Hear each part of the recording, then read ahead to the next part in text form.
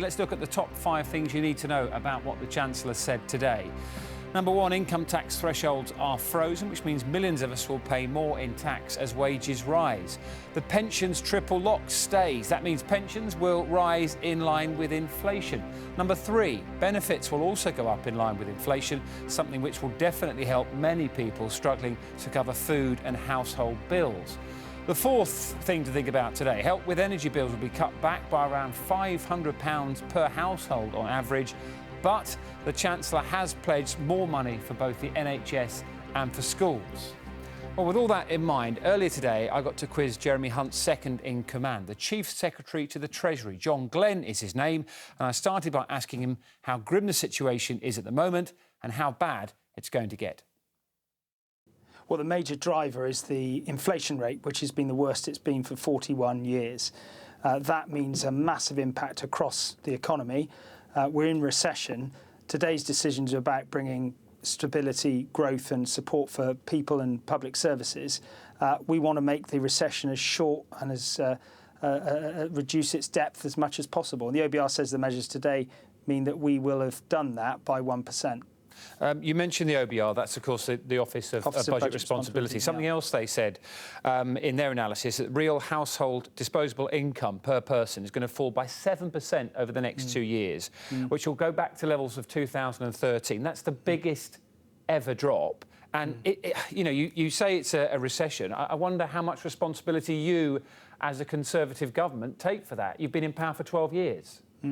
When we came into government 3 years ago, I don't think anyone expected that we would have to shut down the economy 4 or 5 months later through COVID, or invest in billions of pounds worth of debt to support the economy through COVID. Nor did we expect Putin to invade Ukraine, which has obviously caused a massive impact on the supply of energy. So I acknowledge those figures. I know what the OBR have said, but those are the realities of the world that we live in, and we as a government have got to face up to that.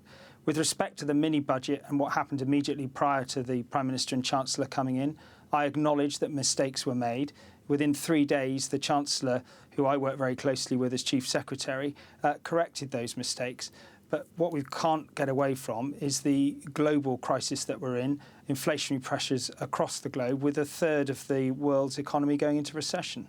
You mentioned global issues. Can I show you this and show our viewers as well? This is a graphic of economic growth amongst the G7 countries since COVID.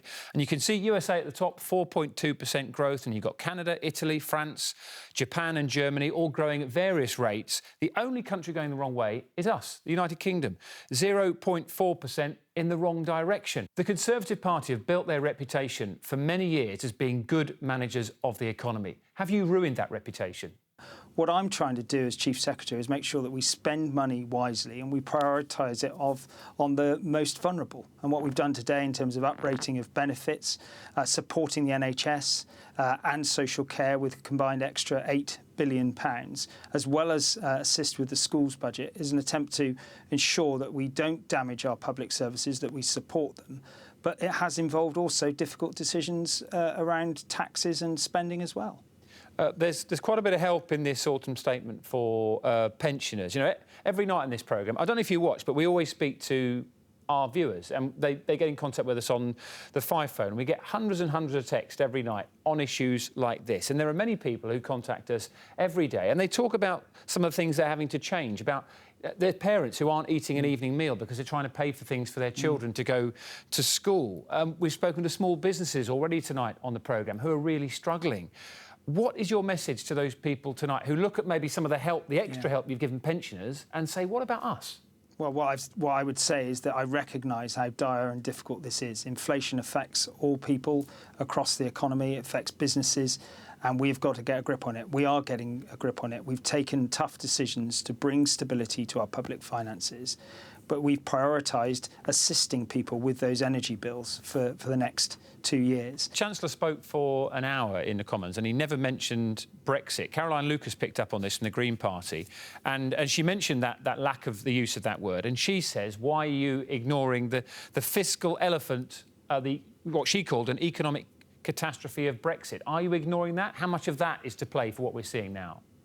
Well, I think people understand that their energy bills have gone up because of what Putin did in the Ukraine, and the legacy in terms of the debt levels from COVID is pretty plain. We borrowed for the furlough scheme and massive additional resources for the NHS.